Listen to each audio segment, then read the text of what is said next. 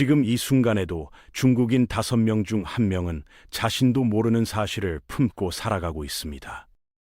그 혈통의 뿌리가 아프리카로 거슬러 올라간다는 것을요, 믿기 어렵죠. 그런데 이건 음모론이 아닙니다. 유전자 분석이 밝혀낸 과학적 사실입니다.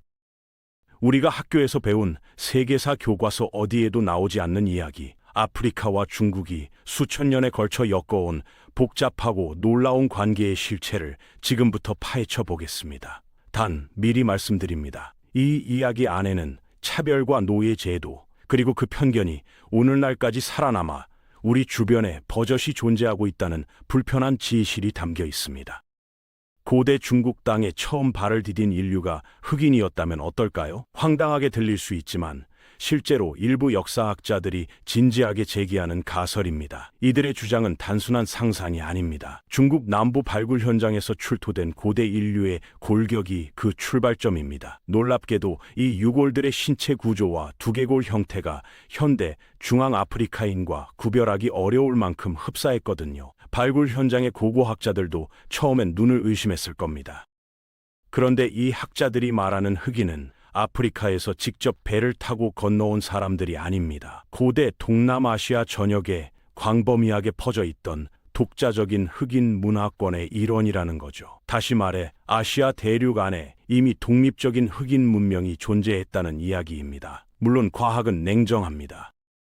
이 유골들을 대상으로 DNA 분석을 진행한 결과 현대 중앙아프리카인과 유전적으로 직접 연결된다는 명확한 증거는 나오지 않았습니다. 하지만 그렇다고 이 발견의 의미가 사라지는 건 아닙니다. 외형적으로 흑인과 유사한 신체적 특징을 가진 인류 집단이 고대 아시아에 실제로 존재했다는 사실, 그 자체만으로도 우리가 알고 있던 인류 이동의 역사를 다시 쓸 수 있는 단서가 되기 때문입니다.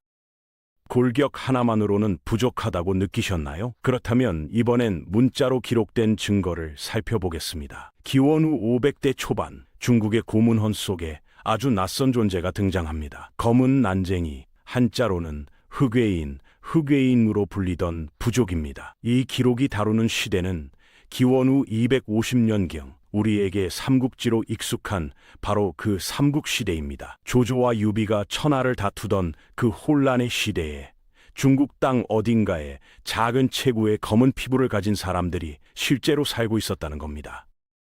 현대 인류학은 이들을 피그미족, 네그리토, 아에타족 등으로 분류합니다. 그리고 이 흔적은 중국에만 국한되지 않습니다. 필리핀의 밀림 속, 북부 말레이시아의 산악지대, 태국과 인도네시아 곳곳에서도 이들과 연결되는 역사적 흔적이 계속해서 발견되고 있거든요. 생각해보면 이건 굉장히 중요한 단서입니다. 한 지역에서 우연히 발견된 게 아니라 동남아시아 전역에 걸쳐 반복적으로 등장한다는 건 이 사람들이 고립된 소수 집단이 아니라 광범위한 문화권을 형성하고 있었다는 뜻이니까요. 수천 년 전 아시아 대륙 위에 우리가 전혀 몰랐던 또 하나의 문명이 존재했던 겁니다.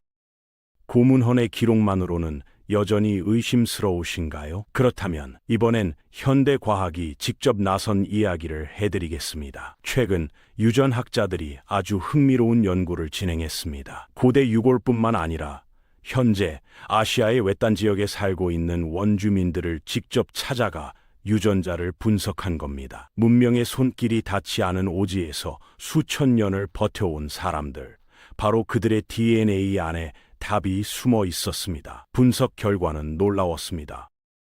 이 원주민들이 아시아 대륙에 최초로 정착한 현생 인류의 직계 후손이라는 사실이 과학적으로 입증된 겁니다. 더 놀라운 건 이 유전자 흔적이 중국 남부와 동남아시아에만 머물지 않는다는 점입니다. 일본, 인도, 베트남까지 아시아 전역에서 이들과 유전적으로 유사한 집단의 흔적이 추가로 확인됐거든요.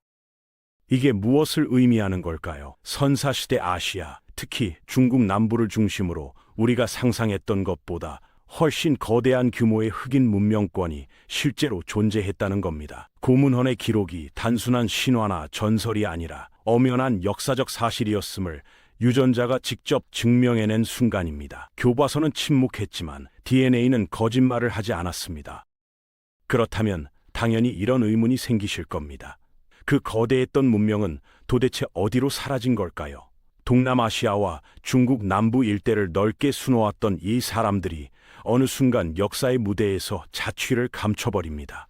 그리고 현대 과학은 아직까지도 그 정확한 이유를 밝혀내지 못하고 있습니다. 가장 유력한 가설은 혼혈과 동화입니다. 이 지역에 새롭게 유입된 다른 인류 집단과 수백 년에 걸쳐 자연스럽게 섞이면서 독립된 집단으로서의 정체성이 서서히 희석되었다는 거죠.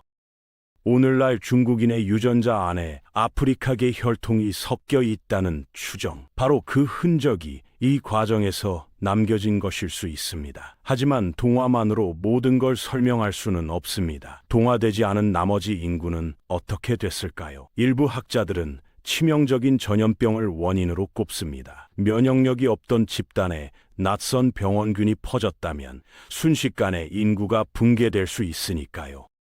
또 다른 가설은 다른 부족과의 생존 전쟁 혹은 대규모 자연재해입니다. 화산 폭발 하나, 대홍수 하나가 고대 문명 전체를 지도에서 지워버린 사례는 역사 속에 얼마든지 있습니다. 결국 이 문명이 어떤 최후를 맞았는지는 여전히 풀리지 않은 미스터리로 남아 있습니다. 고대 문명의 흔적이 역사 속으로 사라진 뒤 흑인들이 중국 역사에 다시 대규모로 등장하기까지는 수백 년의 시간이 필요했습니다. 그 재등장의 배경은 안타깝게도 교류나 탐험이 아니었습니다. 바로 노예무역이었습니다. 7세기 초 당나라 시대의 중국은 동아프리카 지역과 본격적인 무역을 시작하면서 전에 없던 활기를 띠기 시작했습니다. 비단과 도자기가 오가고 향신료와 상아가 실크로드를 타고 흘렀습니다. 그런데 이 무역로 위에는 물건만 오간 게 아니었습니다.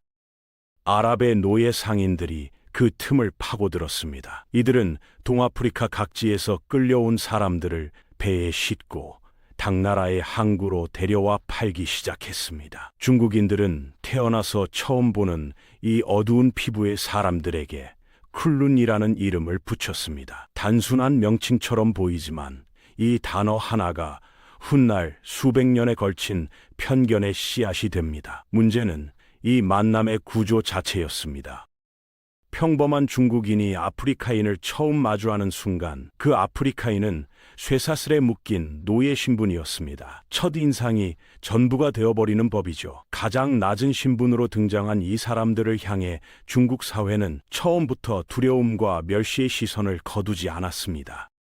만나보지도 않은 사람을 두려워할 수 있을까요? 놀랍게도 할 수 있습니다. 당나라 시대 대부분의 중국인들은 평생 아프리카인을 단 한 번도 직접 본 적이 없었습니다. 그런데도 이들에 대한 이미지는 사회 전체에 빠르게 퍼져나갔습니다. 입에서 입으로, 소문에서 소문으로. 그 내용은 하나같이 부정적이었습니다. 지능이 낮고 야만적이며 사회 질서를 위협하는 가장 낮은 계층이라는 것이었죠. 누가 퍼뜨린 걸까요? 딱히 주모자가 있었던 게 아닙니다.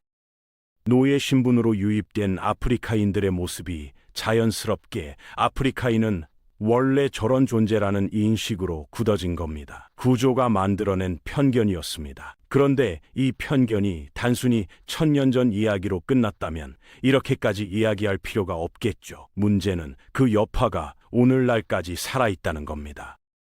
현대 중국 사회에서 창백할 정도로 하얀 피부를 가장 이상적인 아름다움의 기준으로 삼는 문화, 반대로 어두운 피부를 가진 사람을 무의식적으로 낮게 평가하는 시선, 이것이 그냥 생겨난 게 아닙니다. 무려 1400년 전 쿨룬이라 불리던 노예들을 향해 형성된 두려움과 멸시가 세대를 넘고 왕조를 넘어 지금 이 순간까지 흘러온 겁니다.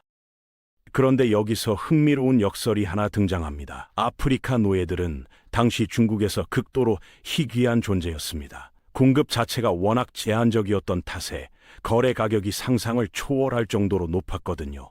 결과적으로 이들을 소유할 수 있는 사람은 극소수의 최고위층, 그러니까 황실 귀족이나 막대한 부를 쌓은 초부 유층뿐이었습니다. 당시로 치면 람보르기니를 여러 대 굴리는 수리는 수준의 사치였던 겁니다. 그러니 평범한 중국인들은 아프리카인을 직접 볼 기회가 거의 없었고 오직 소문에만 의존할 수밖에 없었습니다. 그 소문 속에서 아프리카인들은 악마 같은 괴력을 지닌 야생인으로 묘사됐습니다. 두려움의 대상이었죠. 그런데 정작 이들과 직접 생활했던 부유층 사이에서는 전혀 다른 이야기가 전해졌습니다. 위기의 순간에 기지를 발휘해 주인을 구한 믿음직한 존재, 심지어 영웅적인 인물로 묘사되는 이야기들이 상류층 사교 모임에서 회자됐거든요. 같은 사람을 두고 한쪽에서는 괴물로, 다른 쪽에서는 영웅으로 봤던 겁니다. 이 극단적인 간극의 원인은 단 하나입니다. 직접 만나본 사람이 통계적으로 극히 적었다는 것. 무지가 만들어낸 두 개의 신화가 동시에 공존했던 시대였습니다.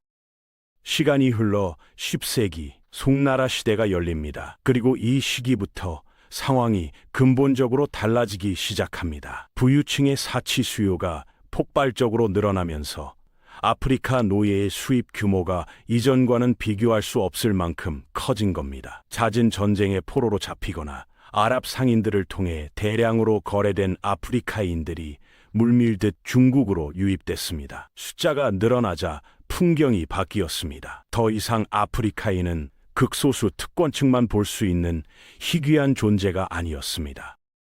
시장 골목에서, 항구 부두에서, 논밭 언저리에서 평범한 중국인들도 이들을 직접 마주치는 일이 잦아졌거든요. 그러자 인식에 미세한 변화가 생겼습니다. 괴물이나 악마로 보던 시선이 조금씩 달라진 겁니다. 하지만 그 방향이 긍정적이었냐고요? 전혀 그렇지 않았습니다. 두려움의 대상에서 이번엔 가엾고 무지한 야만인으로 시선이 옮겨갔을 뿐입니다. 중국의 언어도 모르고 관습도 따르지 못하는 이방인을 바라보는 멸시의 시선으로 바뀐 거죠. 더 가혹한 건 이 인식의 변화가 실제 대우 개선으로는 단 한 발짝도 이어지지 않았다는 겁니다. 두려움이 멸시로 포장만 바꿨을 뿐 노예들의 삶은 조금도 나아지지 않았습니다. 잠깐 멈추고 생각해 보겠습니다. 이 사람들이 중국 땅을 밟기까지 어떤 과정을 거쳤는지를요. 아프리카에서 중국까지 그 거리를 떠올려 보세요. 현대에도 쉽지 않은 여정입니다. 그런데 이들은 1000년 전에 그 길을 쇠사슬에 묶인 채 버텨야 했습니다. 비좁고 어두운 선박 밑창에 짐짝처럼 실려 썩어가는 음식을 배급받으며 수개월을 버텼습니다. 파도가 높아지면 난파의 공포가 엄습했고 밀폐된 공간에서 전염병이 돌기 시작하면 손 쓸 방법이 없었습니다.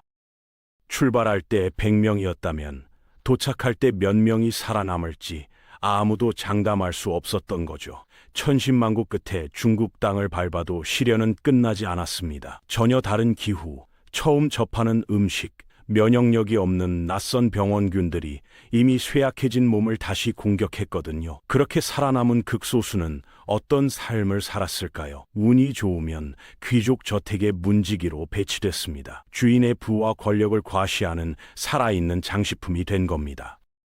운이 없으면 농지에서, 부두에서, 선박 수리 현장에서 혹독한 중노동에 시달렸습니다. 중국인들은 아프리카인이 초자연적인 괴력을 지녔다고 믿었고 그 믿음은 착취의 근거가 됐습니다. 그 어떤 기록에도 이 잔혹함의 의문을 품은 흔적은 단 한 줄도 남아있지 않습니다.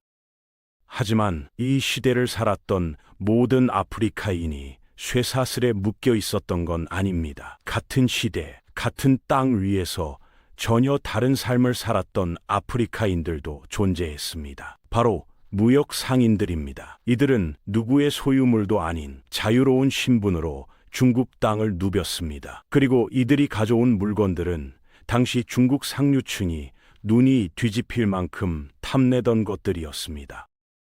유향, 약재로 쓰이는 콧불소 뿔가루, 장식용 대모 거북의 껍질, 그리고 귀한 상아까지 희귀하고 값비싼 물건을 대량으로 공급하는 사람 앞에서 인종은 뒷전이 됩니다. 돈과 물건의 힘은 편견보다 강했거든요. 이 상인들은 노예들과는 완전히 다른 차원의 대우를 받았습니다. 귀족에 준하는 예우를 누렸고 사회 지도층과 어깨를 나란히 했습니다. 그 극적인 사례가 1071년 중국을 방문한 아프리카 상인 젠티안입니다. 그는 단순한 무역상이었음에도 불구하고 황제를 직접 아련하는 영광을 누렸습니다. 황실로부터 백금과 같은 최고급 선물을 하사받고 호화로운 연회를 대접받았습니다. 심지어 황제는 그에게 번영의 수호 정령이라는 귀족 칭호까지 내렸습니다. 노예로 끌려온 아프리카인은 괴물 취급을 받고 돈을 가져온 아프리카인은 귀족 대접을 받았던 겁니다. 그 시대도 지금도 세상이 사람을 대하는 방식은 크게 다르지 않습니다. 11세기 이후 실크로드가 활성화되고 유럽 열강이 세계 무역의 주도권을 쥐기 시작하면서 중국과 아프리카의 직접 교류는 급격히 줄어들었습니다. 두 대륙은 서로를 직접 마주하는 대신 유럽이라는 중간 다리를 택했고 수백 년에 걸쳐 쌓아온 인적 교류는 그렇게 서서히 끊겼습니다. 하지만 사라진 건 무역로뿐이었습니다. 그 시대가 남긴 편견은 사라지지 않았습니다. 오늘날 중국 사회 곳곳에 뿌리내린 백옥 같은 피부를 향한 집착, 어두운 피부색을 향한 무의식적 멸시, 이것들은 1400년 전 쿨룬이라 불리던 노예들을 향해 처음 싹튼 두려움이 형태만 바꿔 살아남은 겁니다. 역사는 때로 이렇게 잔인합니다. 사람은 잊어도 편견은 기억합니다. 여기까지 오늘 준비한 영상은 끝났습니다. 다음 시간에 다른 영상으로 찾아뵙겠습니다. 감사합니다.